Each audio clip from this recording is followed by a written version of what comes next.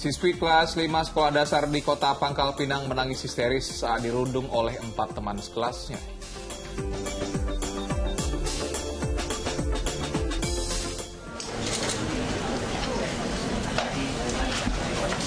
Empat orang bocah tewas di kamar kontrakannya di kawasan Jagakarsa, Jakarta Selatan, sementara sang ayah terbaring dengan memegang sebelah pisau dengan luka sayat di kedua lengan.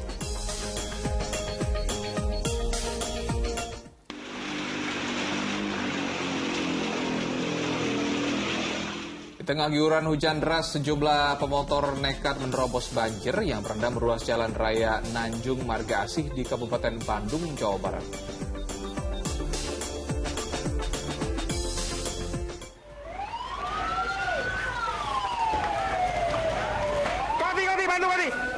Kepanikan terjadi saat amukan si jago merah menghanguskan belasan lapak pedagang di pasar Kelandasan, Balikpapan.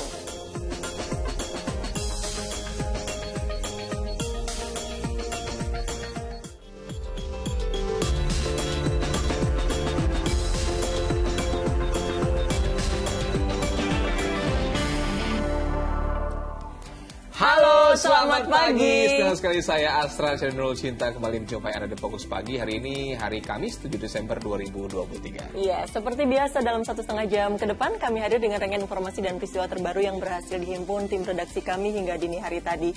Inilah Fokus Pagi selengkapnya. Ya, Cinta pemirsa, puluhan mahasiswa yang menggelar unjuk rasa di halaman kantor Bupati Pangkep, Sulawesi Selatan terlibat kericuhan dengan Satpol PP. Mahasiswa menuntut layanan kesehatan yang memadai di sejumlah pulau.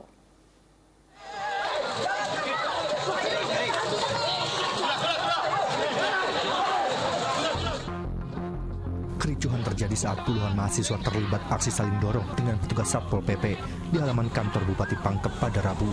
Bahkan, mobil pemadam kebakaran Pangkep menjadi sasaran amukan pendemo yang emosi karena aksi mereka tidak mendapat tanggapan dari Bupati. Akibatnya, kaca bagian depan mobil pecah. Kericuhan dipicu saat masa unjuk rasa ingin membakar ban, namun dihadang sejumlah petugas Satpol PP yang berjaga. Aksi ini merupakan kali kedua para mahasiswa melakukan unjuk rasa. Namun, Bupati enggan menemui pendemo untuk mendengar aspirasi mereka. Teman-teman para masa aksi itu meminta untuk difasilitasi untuk ketemu dengan Bupati. Cuman yang hadir pada hari ini tidak mampu menghadirkan Pak Bupati, sehingga teman-teman untuk membakar semangat teman-teman itu dengan ingin membakar ban. Unjuk rasa ini digelar pasca viralnya video evakuasi pasien menggunakan kapal kayu. Padahal sejumlah pulau terluar yang ada di Kabupaten Pangkep memiliki rumah sakit tipe D yang telah diresmikan pada bulan Mei lalu oleh Bupati Pangkep. Namun, masih saja ada pelayanan kesehatan yang jauh dari kata layak. Dan tuntutannya mahasiswa agar rumah sakit yang di Sailus agar cepat dioperasikan oleh pemerintah Pangkep. Karena di sana sangat membutuhkan untuk peralatan maupun obat-obatan maupun petugas rumah sakit medis. Puluhan mahasiswa mendesak Bupati Pangkep agar segera melengkapi alat kesehatan, mereformasi sumber daya manusia, dan segera mengoperasikan rumah sakit yang ada di sejumlah pulau. Andi Muhammad Sardi melaporkan dari Kabupaten Pangkep, Sulawesi Selatan. Beralih ke informasi lain, seorang siswi kelas 5 sekolah dasar negeri di Pangkal Pinang, Kepulauan Bangka Belitung menjadi korban perundungan oleh 4 teman kelasnya. Akibatnya korban trauma, sementara terduga pelaku perundungan disangsi pindah sekolah.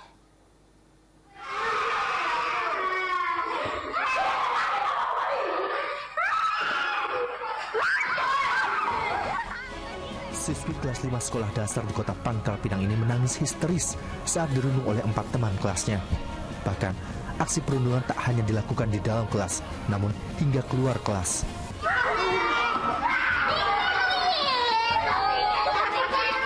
Akibatnya, korban mengalami trauma. Perundungan terjadi saat jam pulang sekolah sehingga tidak ada guru yang mengawasi. Namun, kini antara korban dan terduga pelaku telah sepakat berdamai. Kami tadi sepakat untuk melakukan konseling kepada mereka. Jadi baik pelaku maupun korban kita lakukan konseling dengan melibatkan tadi ada Peksos ya, pekerja sosial, kemudian dinas sosial untuk mendatangkan psikolog pada mereka untuk pendampingan. Untuk memberi efek jera, terduga pelaku utama diberikan sanksi berupa pemindahan sekolah. Sementara 3 terduga pelaku lainnya diberikan skorsing selama 1 bulan. Ada Agus, melaporkan dari Pangkal Pinang, Bangka Belitung. Polres Sukabumi Kota, Jawa Barat mengamankan 5 orang terduga pelaku tawuran yang berakibat seorang pemuda tewas di desa di Batu. Terduga pelaku rata-rata masih remaja. Video amatir merekam kejadian tawuran antar 2 kelompok yang terjadi di Jalan Raya Sukabumi Bogor, Kabupaten Sukabumi, Jawa Barat pada 29 November 2023 lalu. Akibat kejadian tersebut, seorang pemuda dari salah satu kelompok tewas saat dilarikan ke rumah sakit. Sedangkan kelompok terduga pelaku kabur.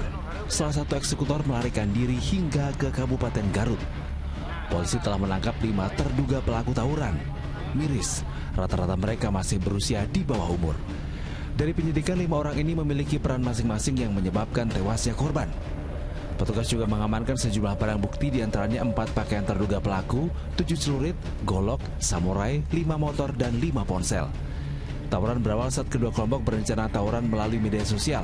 Setelah sampai di TKP, 2 kelompok saling serang dengan batu dan senjata tajam. Kelompok korban kalah jumlah hingga menyebabkan seorang pemuda tewas. Selanjutnya terjadi bentrok antara kedua kelompok, yaitu kelompok dari korban diperkirakan berjumlah lebih kurang 15 orang.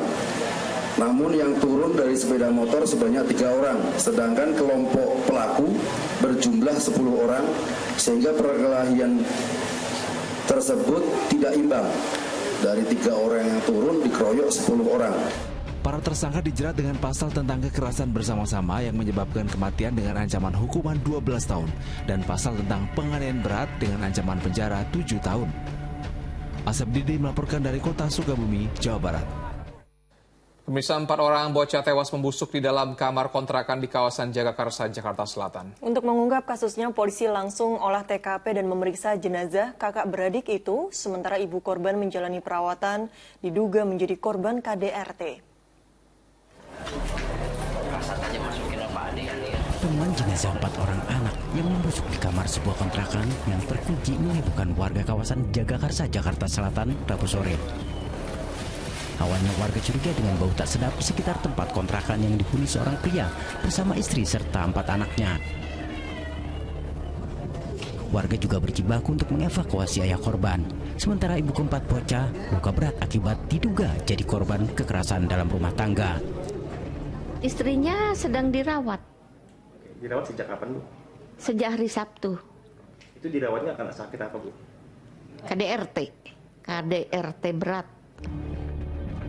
Dalam olah TKP awal, polisi menemukan ayah korban terbaring dengan memegang sebelah pisau di tangannya. Ditemukan ada 4 mayat anak-anak.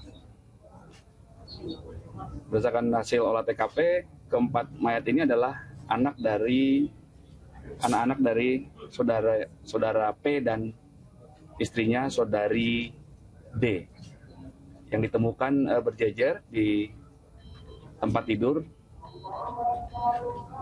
dalam kondisi sudah meninggal dunia.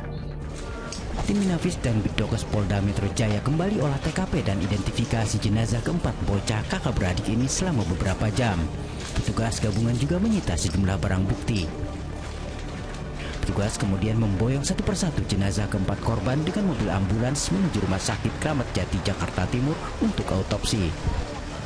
Jenazah 4 orang anak yang ditemukan tewas membusuk di dalam kamar tiba di Rumah Sakit Polri Kramat Jati, Jakarta Timur Rabu malam.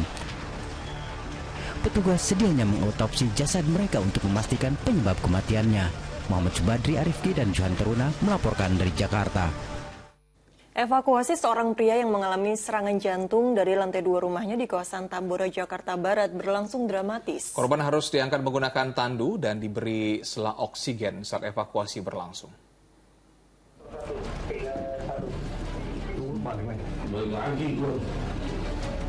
Menggunakan peralatan lengkap, sejumlah petugas pemadam kebakaran mengevakuasi seorang pria yang terkena serangan jantung dari lantai 2 rumahnya di kawasan Duri Selatan, Tambora, Jakarta Barat.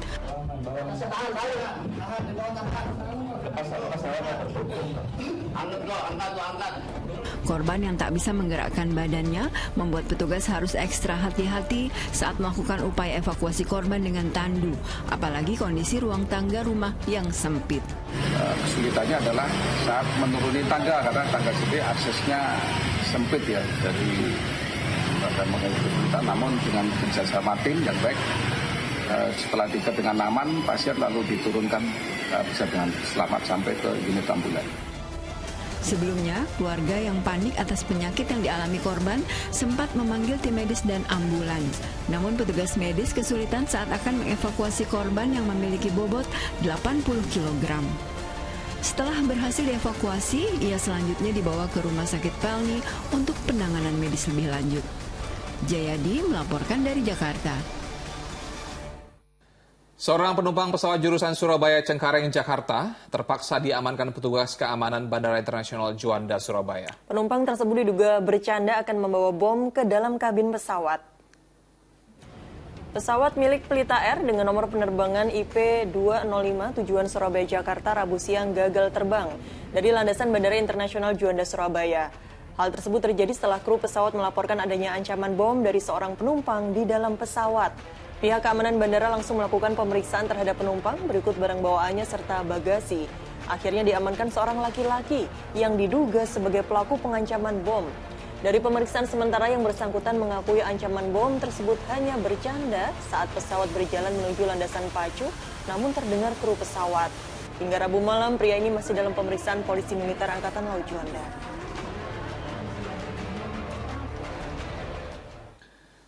Sebuah bengkel mobil yang menjual oli, ban, dan suku cadang terbakar di Magetan, Jawa Timur. Akibatnya isi bengkel ludes dilalap si jago merah. Kebakaran terjadi di bengkel mobil milik Supriyan di Jalan Raya Pandekan, Magetan, Jawa Timur pada Rabu sore. Api diduga muncul dari penyimpanan oli. Dalam si jago merah menghanguskan bengkel mobil yang digunakan untuk penjualan cat, ban, oli, dan suku cadang mobil. Beruntung, 2 unit mobil yang tengah diperbaiki berhasil dikeluarkan dari bengkel sebelum api membesar. 4 mobil pemadam kebakaran kesulitan memadamkan api sebab di dalam banyak bahan yang mudah terbakar. Api juga menyambar sebuah warung yang berada di belakang bengkel. Kebakaran bengkel mengakibatkan arus lalu lintas dari Magetan menuju Ngawi alami kemacetan. Di mana kebakaran berasal dari sinyal dari oli. Namun masih kita dalami, ini masih belum pasti penyebabnya. Mungkin setelah nanti kebakaran nanti akan kita dalam kembali, kerugiannya juga berapa belum bisa diketahui. Tim pencarian korban erupsi Gunung Merapi di Kabupaten Agam, Sumatera Barat akhirnya menemukan korban tewas terakhir di area sekitar kawah Gunung Merapi. Total jumlah korban meninggal dunia dan telah dievakuasi menjadi 23 orang.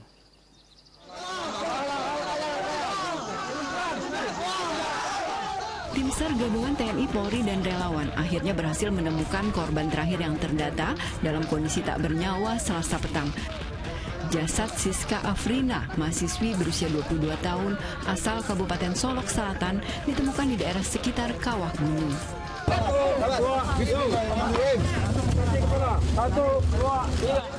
Jasad korban lalu dievakuasi ke RSUD Ahmad Muhtar Bukit Tinggi menggunakan ambulans.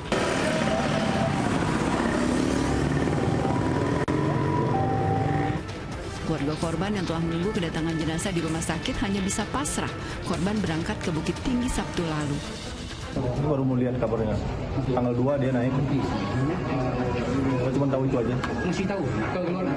Kalau aku nggak ngasih tahu. Sulitnya kondisi medan menyebabkan proses evakuasi jenazah berlangsung selama lebih dari 4 jam. 2 hari ini di lokasi puncak, jarak pandang dari tim gabungan ini hanya 1 meter. Jadi itu membuat jangkauan atau penyisiran pencarian ini tidak maksimal. Dari 23 ini dan semua 22 sudah teridentifikasi. 1 ini yang terakhir pada pukul 15.30 kita temukan di sekitaran kawah atau sekitaran semburan erupsi ini. Dan alhamdulillah malam ini langsung tim DPI untuk mengidentifikasi jenazah tersebut. Dengan ditemukannya korban terakhir tersebut, posko evakuasi korban erupsi Gunung Merapi di Kabupaten Agam resmi ditutup. Tercatat 23 pendaki gunung yang didominasi mahasiswa meninggal dunia karena saat erupsi Gunung Merapi terjadi tengah melakukan pendakian. Sementara itu, pihak Polda Sumatera Barat juga meminta Pemkab setempat bekerja sama dengan tidak membuka kawasan Gunung Merapi untuk wisata pendakian. Jalur pendakian Gunung Merapi kini ditutup hingga waktu yang belum ditentukan. Tim Liputan melaporkan. Jasad seorang perempuan korban dari erupsi Gunung Merapi di Sumatera Barat berhasil dievakuasi oleh gabungan petugas TNI, Polri, dan relawan. Dengan ditemukannya korban terakhir, maka posko evakuasi di Kabupaten Agam, Sumatera Barat resmi ditutup. Berikut laporan Tabita Putri dan Kemal Prastia.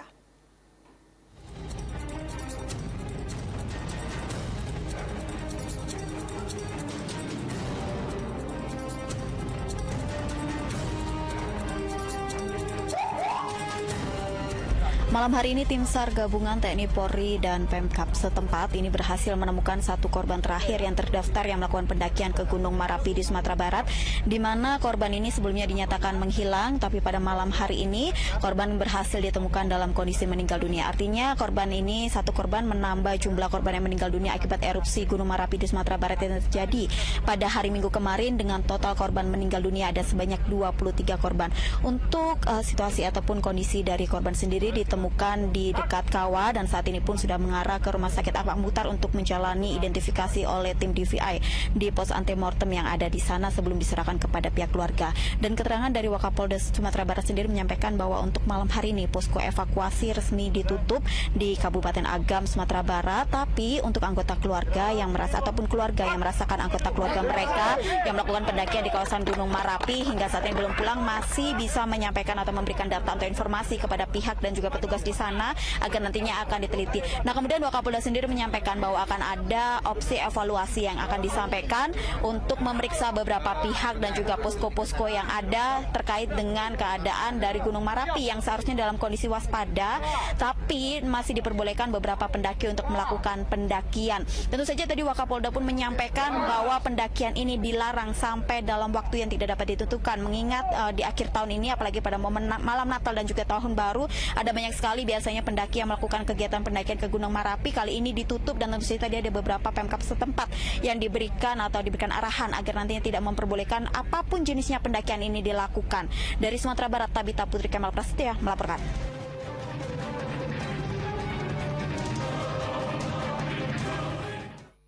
Kita ke informasi banjir yang terjadi di sejumlah wilayah di tanah air pada hari Rabu. Ya, ini di Kabupaten Bandung, Jawa Barat, banjir merendam jalan hingga menyebabkan motor pengendara yang nekat melintas alami mogok.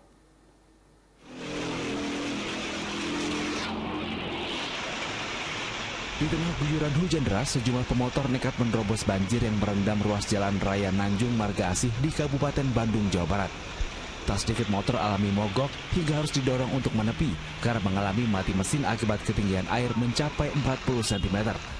Banjir yang menggenangi ruas jalan provinsi sepanjang 200 meter ini cukup merepotkan pemotor dan pemobil. Akibatnya, arus lalu lintas penghubung antara Kota Cimahi dan Kabupaten Bandung terhambat.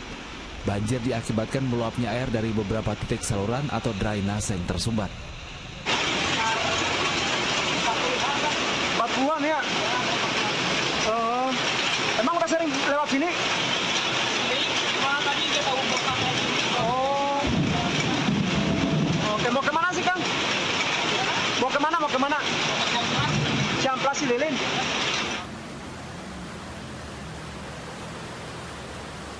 Banjir bandang menerjang Desa Sukolilo-Pati, Jawa Tengah. Pada hari Rabu siang, warga bergotong royong membersihkan sisa lumpur di depan rumah dan lingkungan Masjid Baitul Yakin. Tidak hanya itu, warga juga bergotong royong memperbaiki tanggul sungai yang ambrol akibat terjangan banjir bandang. Ada 2 tanggul yang ambrol, yakni di samping Masjid Baitul Yakin dan tanggul di dekat jembatan. Namun perbaikannya hanya bersifat darurat supaya kerusakannya tidak semakin parah. Banjir juga terjadi di Kedamin, Kota Putus Sibau, Kapuas Hulu, Kalimantan Barat pada Rabu sore. Ketinggian banjir mencapai 1 meter hingga menyebabkan warga kesulitan untuk beraktivitas. Mereka terpaksa menggunakan sampan kayu untuk bepergian. Banjir tidak hanya merendam permukiman warga, sekolah pun terendam. Akibatnya pihak sekolah pun menghentikan kegiatan belajar mengajar. Sementara itu pihak BPBD Kalimantan Barat menyatakan banjir disebabkan Sungai Kapuas yang meluap karena tingginya curah hujan di hulu. Warga diimbau waspada dengan potensi banjir ke depan. Tim Liputan melaporkan. Pemirsa, pohon berukuran besar di Sumedang, Jawa Barat tumbang dan menimpa 3 kendaraan yang sedang melintas pada Rabu sore. Material pohon yang menutup badan jalan membuat arus lalu lintas dari arah Cirebon menuju Bandung maupun sebaliknya lumpuh total. Dilaporkan untuk wilayah Cadas Pangeran, arus lalin padat karena ada pohon tumbang. Sebuah mobil pickup ringsek usai tertimpa pohon tumbang di Jalan Raya Cadas Pangeran, kawasan Pamulihan, Sumedang, Rabu sore. Selain menimpa mobil pickup, pohon jenis truk itu juga menimpa 2 truk pengangkut singkong yang tengah melintas. Tumbangnya pohon berukuran besar ini terjadi usai wilayah ini diguyur hujan deras. Beruntung, sopir mobil pickup beserta kernetnya selamat. Lagi macet, tiba-tiba itu jatuh. Lagi macet ya, lagi macet. Kondisi lagi hujan nggak itu tuh? Enggak hujan. Lagi macet aja itu tiba-tiba jatuh pohon. Kerusakan yang dialami apa aja mobilan? Itu aja. Kena apa? Kena batang banget. Batang ya. Material pohon yang menutup badan jalan juga sempat membuat arus lalu lintas dari arah Cirebon menuju Bandung maupun sebaliknya lumpuh total. Puluhan personel dari BPBD, TNI Polri, dan masyarakat diterjunkan untuk mengevakuasi material pohon yang tumbang. Tanggapnya kami dengan waktu tidak cukup, dengan setengah jam, lebih kurang dari 10 menit, kita bisa melakukan arus lalu lintas ini buka tutup dari timur ke barat dan barat ke timur. Setelah setengah jam, arus lalu lintas kembali normal. Para pengguna jalan diimbau lebih berhati-hati saat melintasi kawasan Cadas Pangeran, karena kerap terjadi longsor maupun pohon tumbang saat intensitas hujan sedang tinggi. Agun Gunawan melaporkan dari Sumedang, Jawa Barat. Kita ke luar negeri, pemirsa. Israel terus menggempur dan menghancurkan kawasan Gaza Selatan dengan dalih memerangi militan Palestina. 73 orang tewas dalam serangan itu. 2 bulan pemboman dan serangan darat Israel telah menewaskan lebih dari 16.200 orang di Gaza dan 42.000 orang luka serius.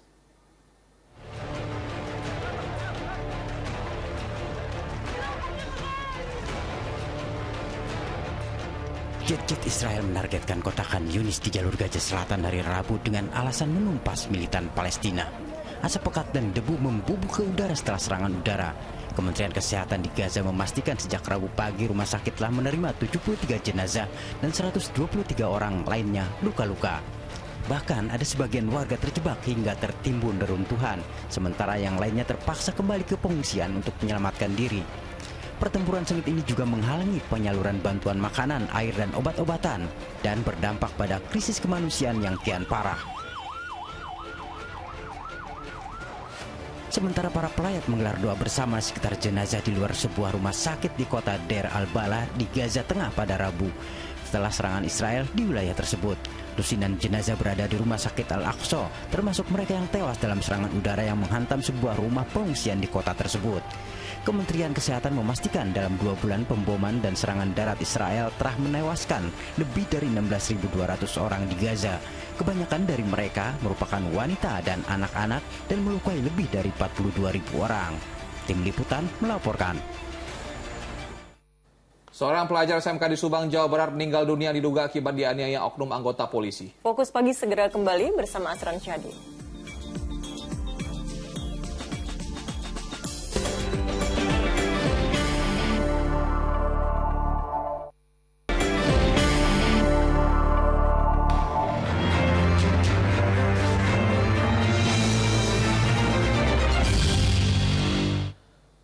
Pemirsa, seorang pengusaha roti dan putranya ditemukan tewas mengenaskan di rumahnya di Maros, Sulawesi Selatan. Dari pemeriksaan luar didapati kedua tubuh korban penuh dengan luka tusuk.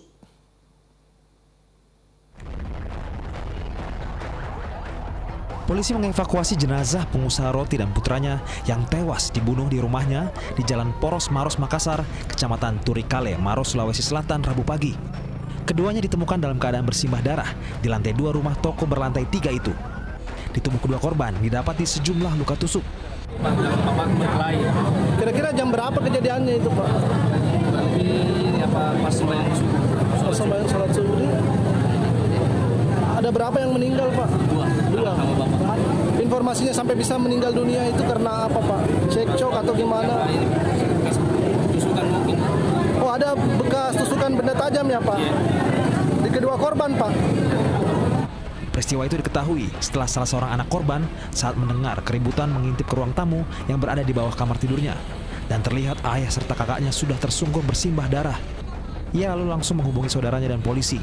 Diduga ayah dan anak itu diserang dengan senjata tajam.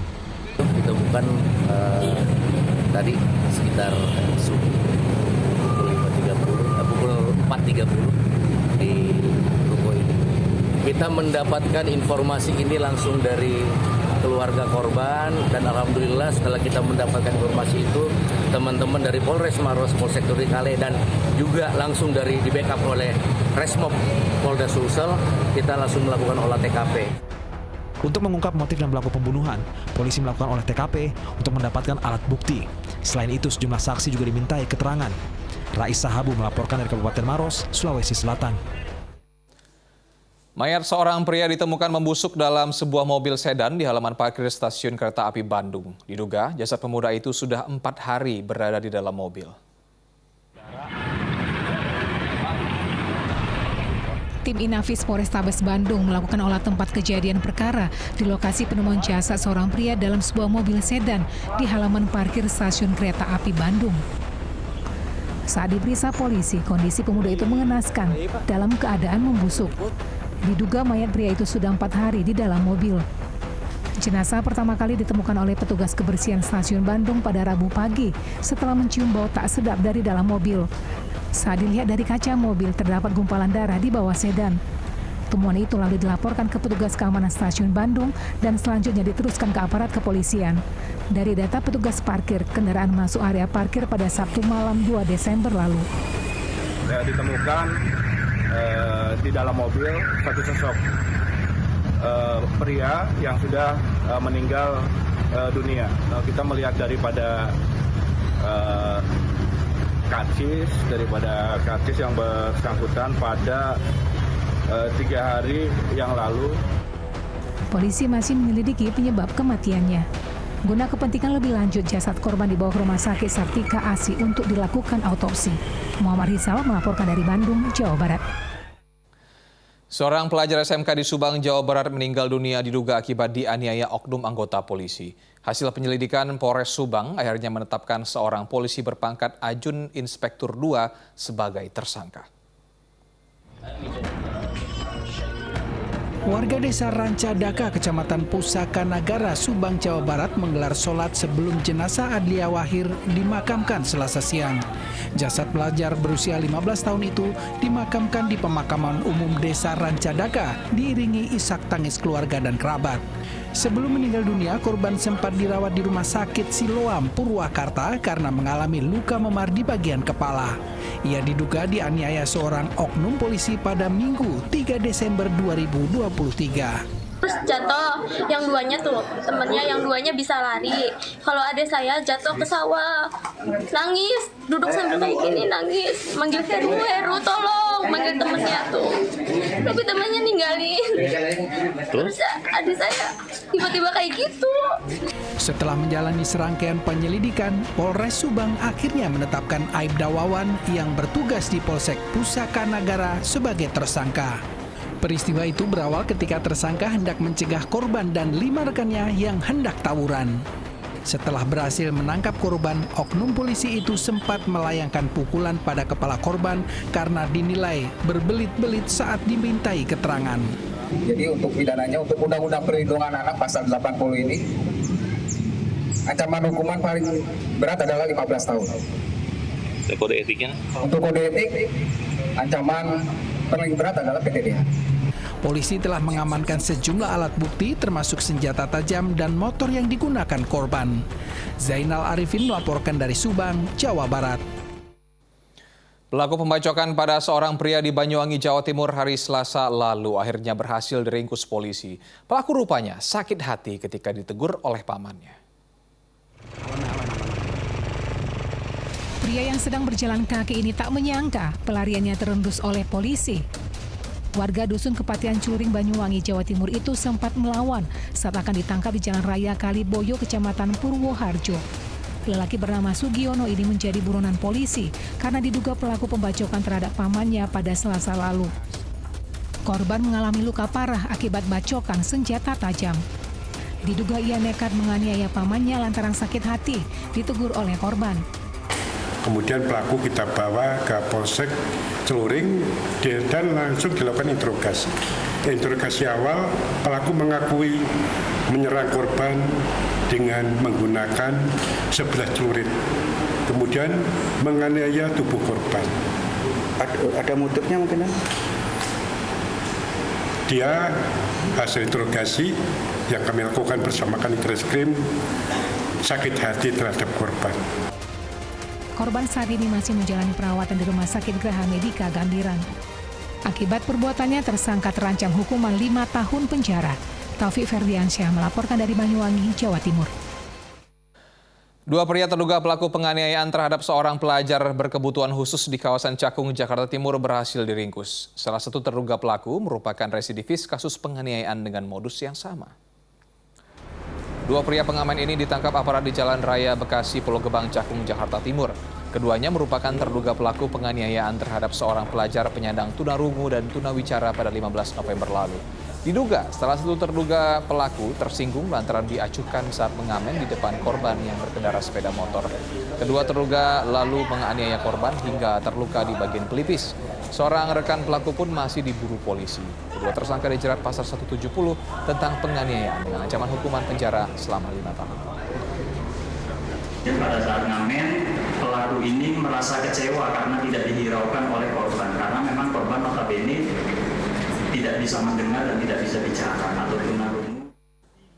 Komplotan pencuri yang beraksi di mini swalayan di wilayah Karangasem, Bali diringkus. Para pelaku menggasak susu kaleng dan menyembunyikannya di balik baju.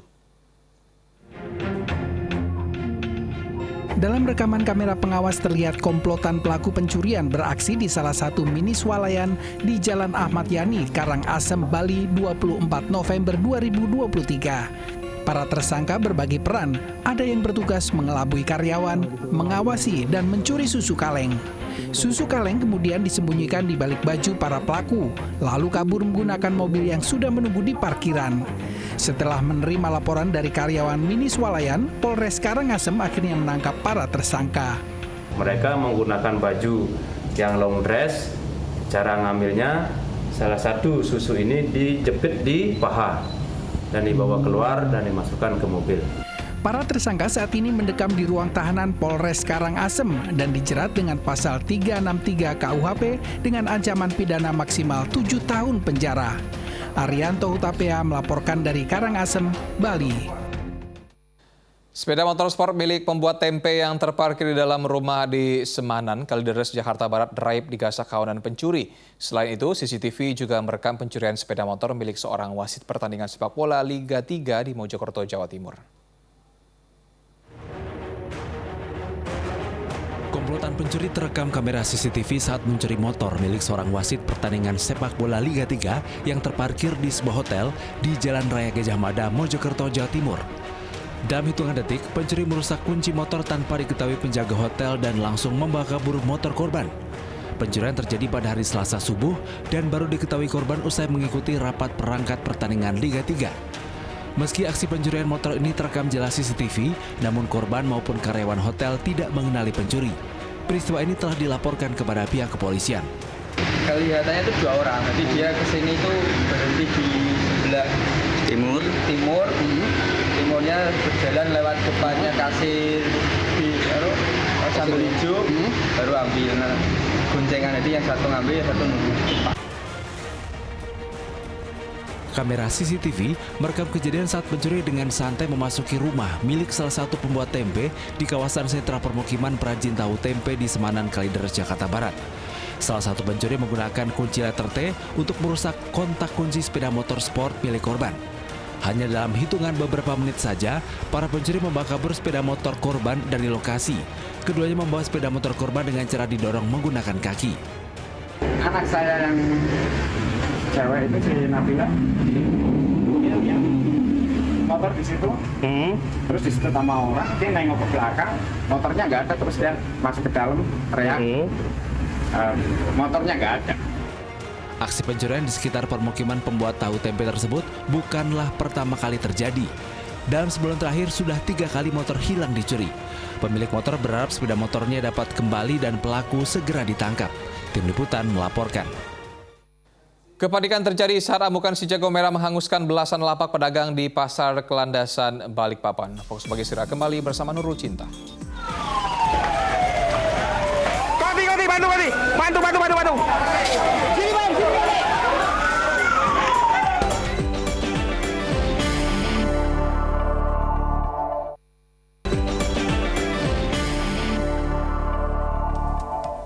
Belasan lapak dan kios di Pasar Kelandasan di Balikpapan, Kalimantan Timur terbakar. Api membesar dengan cepat membuat warga panik karena khawatir kebakaran merambat ke bangunan lain.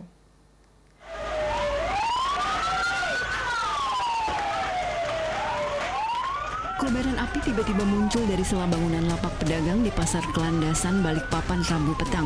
Api dengan cepat membesar dan merembet ke bangunan lain hingga warga sempat panik dan mencoba memadamkan api dengan peralatan seadanya.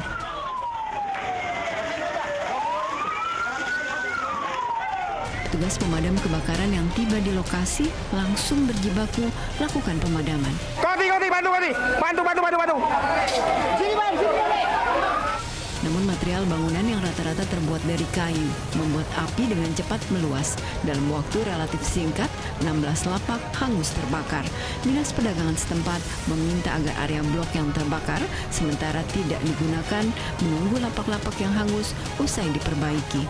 Kemungkinan karena jumlahnya begitu besar ya 16 ini, ya saya minta untuk sementara untuk tidak berjualan dulu. Jadi sambil karena lokasi yang kebakaran ini banyak tempat-tempat yang kosong kan, sedangkan yang berjualan itu hanya bisa dihitung berapa orang. Tidak ada korban jiwa dalam musibah tersebut, namun penyebab pasti kebakaran masih diselidiki polisi. Amir Hamzah melaporkan dari Balikpapan, Kalimantan Timur. Jelang perayaan Natal dan Tahun Baru, harga cabai di sejumlah daerah di tanah air terus meroket.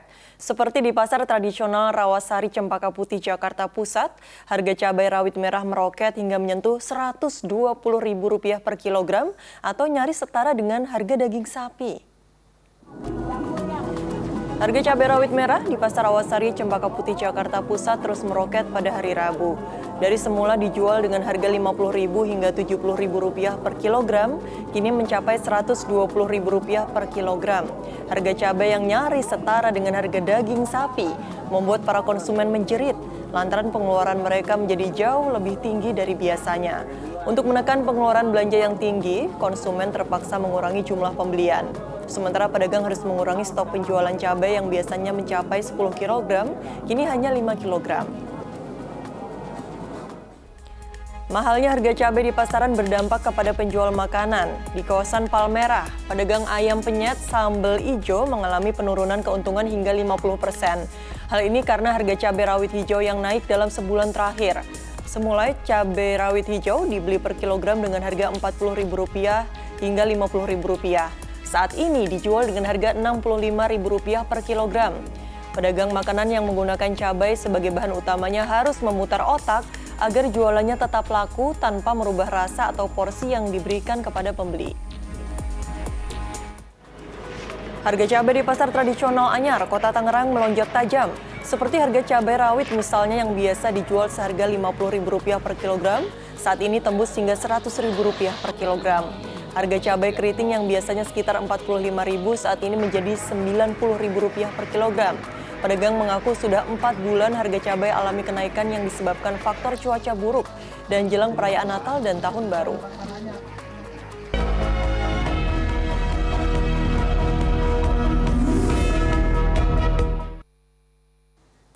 Calon Wakil Presiden nomor urut 1 Muhaimin Iskandar memberikan kuliah di kampus IAI Al-Muslim Aceh. Sementara itu istri calon Presiden nomor urut 1 Anies Baswedan, Ferry Farhati mengikuti acara senam bertajuk Senam Perubahan di Gor Merpati Putih, Cirebon, Jawa Barat.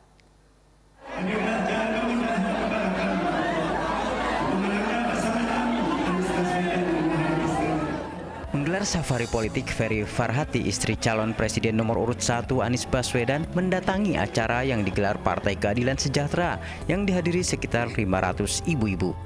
Kedatangan Ferry yang didampingi putri sulungnya Mutiara Anissa Baswedan disambut antusias peserta senam di Gor Merpati Putih, Cirebon, Jawa Barat.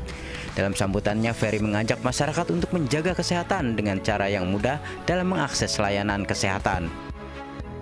Pada kesempatan lainnya, calon wakil presiden nomor urut 1 Muhaimin Iskandar memberikan materi kuliah di kampus IAI Al-Muslim Aceh pada Rabu pagi. Pada kesempatan ini, Muhaimin mengaku menyesal karena tidak mulai mencalonkan diri di Pilpres sejak 25 tahun lalu saat dirinya masih muda. Investasi negara yang paling mulia dan pasti dibutuhkan 2045 adalah investasi kualitas sumber daya manusia Indonesia untuk unggul dan bersaing di negara-negara lain. Itulah yang disebut perubahan. Ya, jalan tol perlu, jalan-jalan perlu, jalan penghubung perlu, tapi ada yang perlu juga, yaitu menyiapkan bonus demografi menjadi potensi kemajuan dengan cepat. Muhaimin menilai karakter anak muda bukanlah yang manja, tetapi anak muda yang memiliki keinginan serta bisa menggunakan energinya dengan baik. Tim Liputan melaporkan. Calon Presiden nomor urut 2 Prabowo Subianto yang juga Menteri Pertahanan menerima kunjungan mantan Kepala Badan Intelijen Negara atau BIN, Jenderal TNI Purnawirawan AM Hendro Priyono di kantor Kementerian Pertahanan Jakarta. Sementara itu Cawapres nomor urut 2 Gibran Rakabuming menghadiri rapat koordinasi pemenangan Pileg dan Pilpres DPD Golkar di Sukoharjo, Jawa Tengah.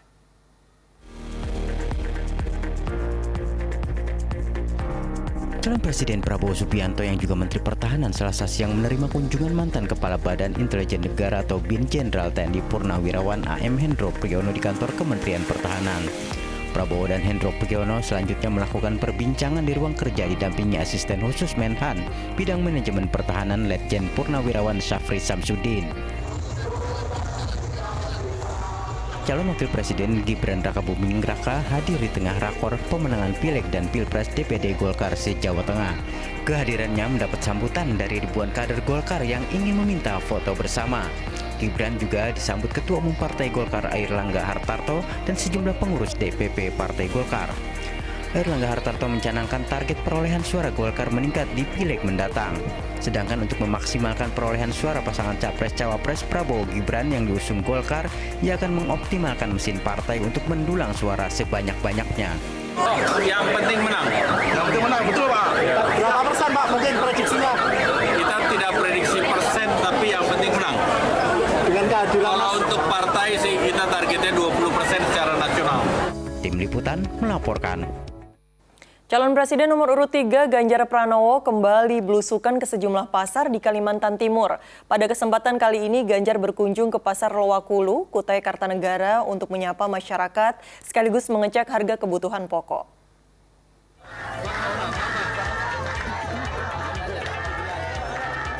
Ganjar Pranowo tiba di Pasar Lowakulu, Kutai Kartanegara, Kalimantan Timur, disambut puluhan warga pendukungnya.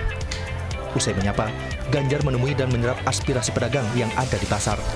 Dalam pantauannya kali ini, Ganjar menemukan masih adanya kenaikan harga untuk sejumlah komoditas kebutuhan pokok, seperti cabai dan kedelai. Sama di banyak titik cabai. Cabainya cukup tinggi sama kedelai. Kalau yang lain rata-rata normal. Telur naik-naik dikit. Mungkin menjelang Desember itu akan ada fluktuasi, maka mungkin yang perlu mendapatkan perhatian segera tim pengendali inflasi yang ada di daerah untuk siaga. Safari politik serupa juga dilakukan istri Ganjar Pranowo, Siti Atikoh Supriyanti, yang berdialog dengan pelaku UMKM yang digelar kelompok wanita tani di Kulon Progo, Yogyakarta. Siti Atikoh juga ikut panen bawang merah saat konsolidasi bersama perempuan tani di Desa Wukir Sari, Bantul. Selain memanen bawang merah, Atikoh membuka ruang aspirasi yang nantinya akan disampaikan pada sang suami, calon presiden nomor urut 3 Ganjar Pranowo. Tim Liputan melaporkan.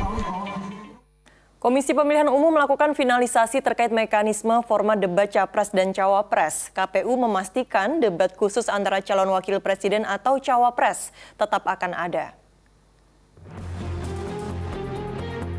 Komisi Pemilihan Umum sudah menyiapkan sejumlah nama untuk moderator dan panelis dalam debat Capres 2024. Rencananya akan ada 2 moderator yang akan memimpin jalannya debat, yakni laki-laki dan perempuan, serta sudah terbiasa di depan kamera dan di depan publik. Kendati sudah menyiapkan sejumlah nama, KPU masih menunggu usulan nama moderator dan panelis dari masing-masing tim sukses paslon Capres dan Cawapres dari kalangan mana saja, asal menguasai topik yang akan dibahas. KPU juga sudah menyiapkan nama-nama usulan untuk moderator. Jadi moderator itu nanti akan memimpin atau akan memoderasi debat Capres-Cawapres itu. Masing-masing debat 1 sampai debat kelima, itu moderatornya ada 2 orang, laki-laki dan perempuan. Ini sedang kita matangkan. Kami juga minta usulan dari tim pasangan 1, 2, dan 3, sama dengan urusan panelis tadi, maksimal disampaikan kepada KPU besok hari Jumat tanggal 8 Desember 2023. Sementara itu, Komisi Pemilihan Umum juga menggelar rapat bersama tim sukses masing-masing pasangan calon presiden dan wakil presiden pada Rabu sore.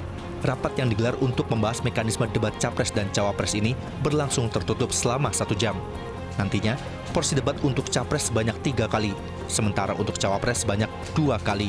Adapun debat pertama Capres akan digelar 12 Desember mendatang dengan tema pemerintahan, hukum, HAM, pemberantasan korupsi, penguatan demokrasi, peningkatan layanan publik, serta kerukunan warga.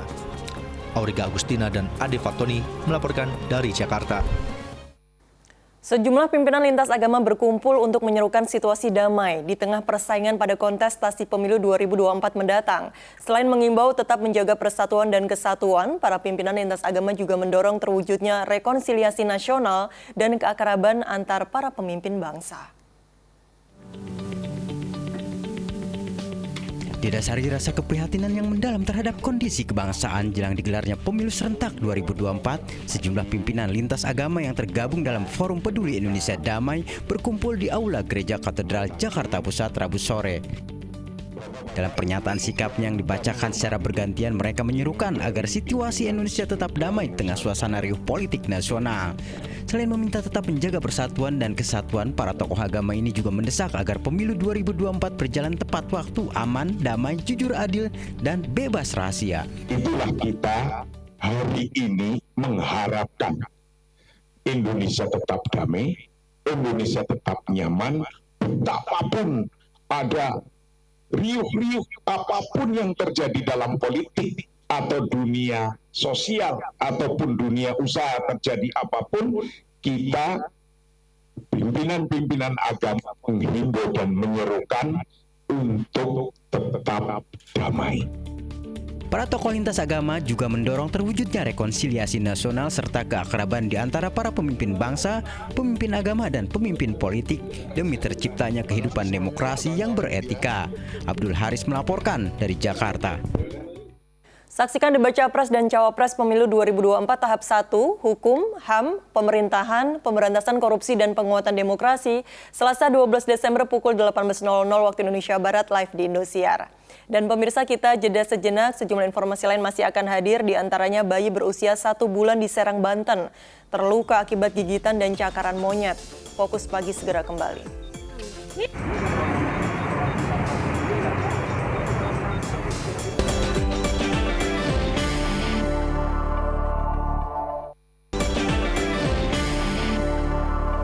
Anda kembali menyaksikan Fokus Pagi bersama saya Nurul Cinta. Dan saya Astra Misyadi. Pemirsa, menjadi korban serangan monyet liar, bayi berusia 1 bulan di Serang, Banten terluka hingga harus dilarikan ke rumah sakit. Akibat gigitan dan cakaran monyet, bayi tersebut menderita luka sobek di bagian perut dan kaki. Nasib naas dialami oleh seorang bayi di Kampung Becek, Desa Parung Sari, Kabupaten Lebak yang mendapat serangan seekor monyet liar yang masuk ke dalam rumah. Diduga primata liar ini masuk saat pintu rumah sedang dibiarkan terbuka. Korban yang sedang tertidur di ruang tamu pun menangis usai digigit dan dicakar di bagian perut dan kakinya. Sang nenek yang mendengar tangisan pun kaget kala melihat cucunya sudah dalam keadaan terluka. Korban yang baru berusia 1 bulan itu langsung dilarikan ke puskesmas untuk mendapat pertolongan. Ibu saya ngudak ke sana ke bayi, ternyata bayi tersebut sudah dicengkram sama monyet itu gitu. Jadi yang ke panjang lebar mungkin ya monyetnya lari karena mungkin monyet juga takut gitu ya, langsung dibawa ke puskesmas Porosari. Akibat serangan ini, korban yang harus menjalani operasi di bagian perut dipindahkan ke rumah sakit dan menjalani perawatan. Ariel Maranus melaporkan dari Kota Serang, Banten. Kemenkes minta masyarakat kembali terapkan protokol kesehatan menyusul merebaknya kasus penyakit pernapasan yang menyasar anak-anak di tanah air. Sebelumnya kasus penyakit misterius yang menjangkiti pernapasan itu merebak di Tiongkok hingga menghebohkan masyarakat dunia. Dalam beberapa pekan terakhir, dunia kembali menyoroti penyakit misterius yang menyerang anak-anak di Tiongkok. Bahkan sejak November lalu, kasus ini mengalami lonjakan pasien yang harus menjalani perawatan di sejumlah rumah sakit. Bahkan di rumah sakit anak di Beijing, angka pasiennya melebihi angka 9.000 orang. Rumah sakit pun penuh dengan pasien yang terjangkit penyakit mirip influenza tersebut. Peradangan akut pada paru atau Mycoplasma pneumoniae menurut Kemenkes bukanlah virus baru. Sebelum COVID-19 muncul, kasus pneumoniae sudah terjadi sebesar 8,5%. Kasus tersebut menjadi perhatian karena ada peningkatan pasien di Tiongkok yang diduga disebabkan oleh peralihan musim. Sementara di Eropa, kasus ini biasanya terjadi saat musim panas. Di Indonesia sendiri, Kemenkes menyatakan ada 6 kasus pneumonia yang sampai dirawat. Penularan pneumonia terjadi dengan cairan droplet melalui udara dan akan terasa setelah terinfeksi dalam interval waktu 1 hingga 4 minggu. Laporan-laporan pasca COVID, pasca pandemi COVID maupun sebelum COVID, ketika anak itu dirawat karena gejala infeksi saluran pernafasan akut termasuk pneumonia, seringkali tidak hanya satu penyebabnya. Bisa satu jenis virus dengan bakteri, misalnya virusnya virus rhinovirus, kemudian bakterinya pneumococcus bisa. Kemudian ada misalnya 2 jenis virus, adenovirus dengan influenza bisa. Jadi koinfeksi dengan Mycoplasma dengan COVID juga bisa. Adapun gejala pada populasi umum yaitu batuk, demam, lemas, sakit tenggorokan, dan nyeri kepala. Sementara pada anak di bawah 5 tahun terjadi bersin-bersin, hidung tersumbat, hingga diare. WHO merekomendasikan masyarakat untuk memakai masker atau menerapkan protokol kesehatan dan vaksinasi booster COVID-19 untuk kekebalan imun tubuh. Tim Liputan melaporkan. Ketua KPK nonaktif sekaligus tersangka kasus pemerasan Firly Bahuri memenuhi panggilan penyidik Bareskrim Polri pada hari Rabu. Usai menjalani pemeriksaan kedua sebagai tersangka pemerasan, Firly Bahuri tidak ditahan oleh penyidik Subdit Tipikor di Reskrimsus Polda Metro Jaya.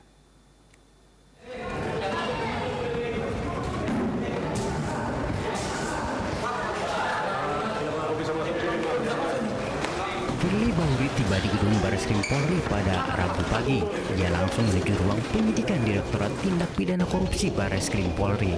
Kedatangan Firly dalam rangka memenuhi pemanggilan kedua dirinya sebagai tersangka kasus dugaan pemerasan terhadap mantan Menteri Pertanian Syahrul Yassin Limpo. Kuasa hukum Firly, Yans Iskandar, menyatakan kliennya tetap kooperatif dan mengikuti proses hukum yang berlaku. Soal materi pemeriksaan hari ini kira-kira soal apa? Kita belum tahu. Penggeledahan kemarin Pak, apartemen diduga. Nanti sama penyidiknya ya, sama penyidiknya. Yang penting hari ini kita kooperatif, memenuhi panggilan dari pihak penyidik Polda, diperiksa di Bareskrim. Itu aja ya. Terima kasih banyak ya. Usai menjalani pemeriksaan selama 10 jam, Ketua KPK nonaktif Firly Bahuri tidak ditahan penyidik. Rabu malam, lagi-lagi Firly mencoba mengecoh awak media keluar dari pintu Sekretariat Umum saat meninggalkan Bareskrim. Firly bungkam saat dicecar pertanyaan terkait pemeriksaan kali keduanya sebagai tersangka. Sebelumnya, Ketua KPK nonaktif Firly Bahuri ditetapkan sebagai tersangka oleh Ditreskrimsus Polda Metro Jaya terkait kasus pemerasan dan gratifikasi terhadap mantan Menteri Pertanian Syahrul Yassin Limpo. Tim Liputan melaporkan. Presiden Joko Widodo meresmikan Gereja Kristus Raja Katedral di Kota Kupang, Nusa Tenggara Timur. Dalam kunjungan kerjanya itu, Kepala Negara juga meresmikan rumah sakit terbesar di Indonesia bagian timur, yakni RSUP Dr. Ben Boy yang sangat modern. Kunjungan kerja di hari ketiga di Nusa Tenggara Timur, Presiden Joko Widodo meresmikan RSUP Dr. Ben Boy di Kupang. Presiden mengatakan RSUP Dr. Ben Boy adalah rumah sakit terbesar di Indonesia bagian timur dengan ditopang peralatan yang canggih. Kepala Negara berharap peralatan modern yang ada dirawat dengan baik. Untuk membuat RSUP Dr. Ben Boy, pemerintah menghabiskan anggaran sekitar 420 miliar rupiah. Selain rumah sakit, Presiden Joko Widodo juga meresmikan Gereja Kristus Raja Katedral setelah direnovasi akibat rusak terdampak badai Seroja tahun 2021 lalu. Presiden pun menyatakan kekagumannya atas interior yang telah dibangun. Diharapkan gereja yang dibangun dapat menjadi ruang dialog untuk mempererat persatuan dan kesatuan bangsa. Saya sedikit berpesan agar rumah ibadah yang berkapasitas 1.500 jemaat ini tidak hanya digunakan sebagai tempat ibadah, tetapi juga bisa dimanfaatkan untuk kegiatan-kegiatan sosial kemasyarakatan yang lainnya. Menyediakan ruang-ruang untuk membangun dialog, mempererat persaudaraan, mempererat kerukunan untuk memperkokoh persatuan dan kesatuan. Pemain keturunan Justin Hubner resmi menjadi WNI setelah mengikuti sumpah janji setia di kantor wilayah Kemenkumham. Setelah resmi menjadi WNI, pesepak bola ini siap membela skuad Garuda di berbagai event internasional, salah satunya di ajang Piala Asia 2023.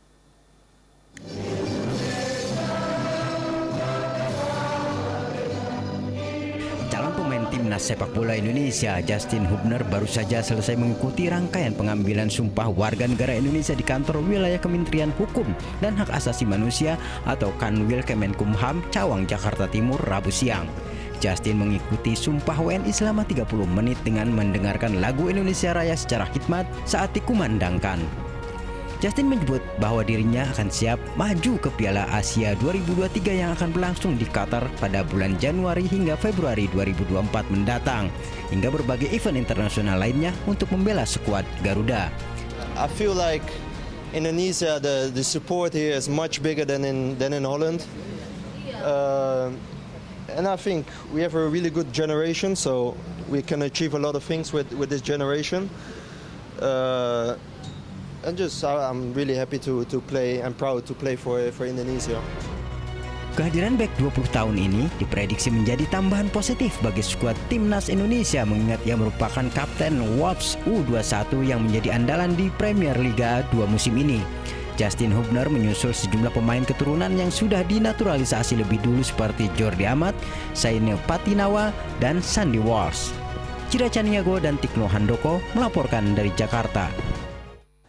Dan pemirsa, laporan tadi menutup kebersamaan kita di Fokus Pagi hari ini. Usai Fokus Pagi, jangan lupa untuk menyaksikan program Magic 5. Mewakili tim redaksi dan kerabat kerja yang bertugas, saya Nurul Cinta. Dan saya Asal Sedi pamit. Selamat pagi, selamat beraktivitas, dan sampai jumpa.